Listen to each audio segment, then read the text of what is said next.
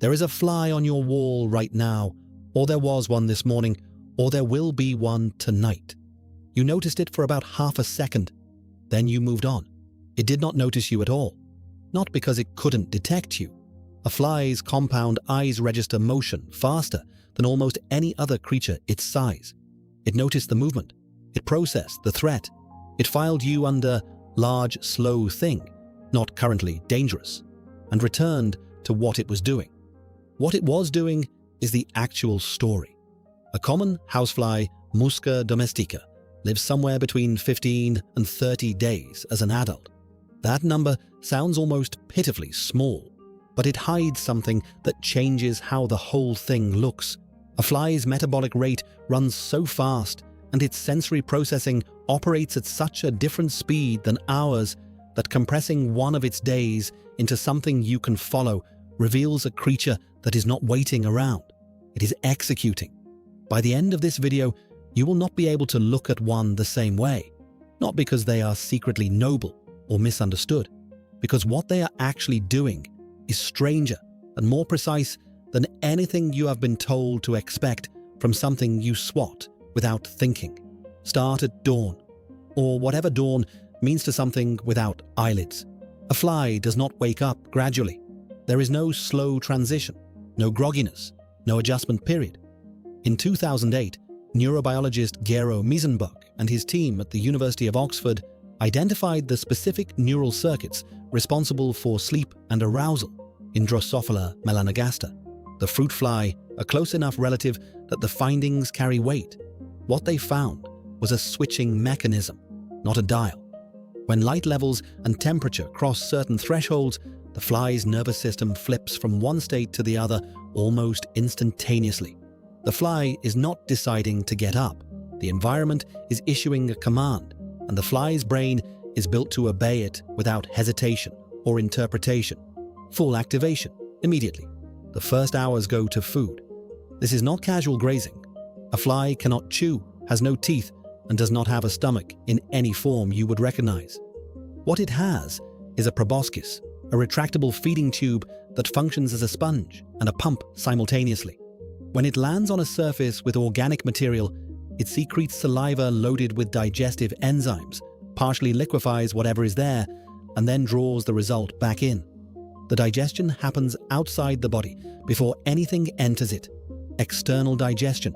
It is happening on your kitchen counter. What the fly is searching for is not random. In 2014, biologist Stephen Simpson and colleagues at the University of Sydney demonstrated that flies actively regulate protein and carbohydrate intake independently of each other. When experimentally deprived of protein, flies sought out protein-rich sources. When given excess protein, they shifted toward carbohydrates to rebalance. They were not just eating what they found. They were correcting toward a target ratio, one that their nervous system tracked without anything that looks like thought, and hit with a consistency that took researchers years of controlled trials to fully document. The fly circling your fruit bowl is doing nutritional math. If you find that interesting, there is a lot more where that came from. This channel covers the secret lives of insects, the questions nobody thinks to ask. Subscribing takes 2 seconds. The fly will still be here when you get back.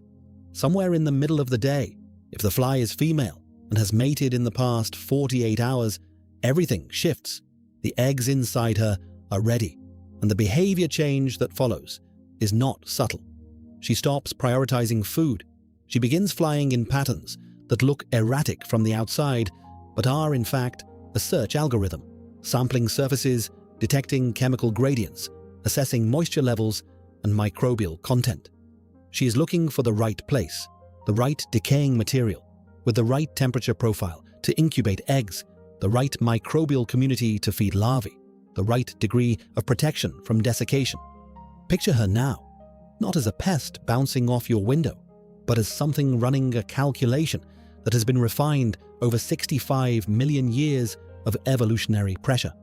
She lands, assesses, rejects, moves on, lands again. The proboscis touches the surface briefly, tasting it, because taste receptors in flies are distributed across their legs and mouth parts. which means she is literally tasting every surface she walks on. She has been tasting your floor every time she landed on it.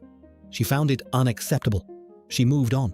When she finds the right site, she can lay up to 150 eggs in a single batch. Then she leaves. Her nervous system does not register what just happened as completion or relief or anything recognizable to you. Then the eggs exist. She is already recalibrating toward the next priority. The afternoon is for thermoregulation and repair. Flies cannot generate internal body heat. They are entirely dependent on ambient temperature. And when that temperature drops below a certain point, their muscles stop functioning efficiently. A fly on a cool morning moves slowly. The cold is the reason, not the creature. On a warm afternoon, a fly will actively seek patches of sunlight on walls and floors, positioning its body at specific angles to absorb heat across maximum surface area.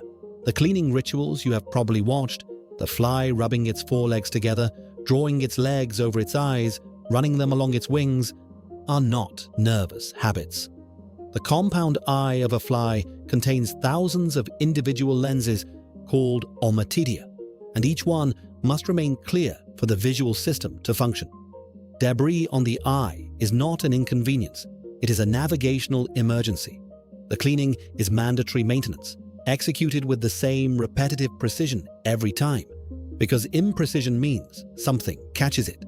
By evening, the fly is slowing, not winding down emotionally, physically. The same environmental signals that triggered full activation at dawn are reversing. Lower light, dropping temperature, and the neural switching mechanism is moving back toward its other state. The fly finds a surface, stops moving. The legs fold in a specific resting posture that reduces exposure to predators. The metabolic rate drops. It is not sleeping in any sense you would call sleep. Tomorrow, it will do most of this again.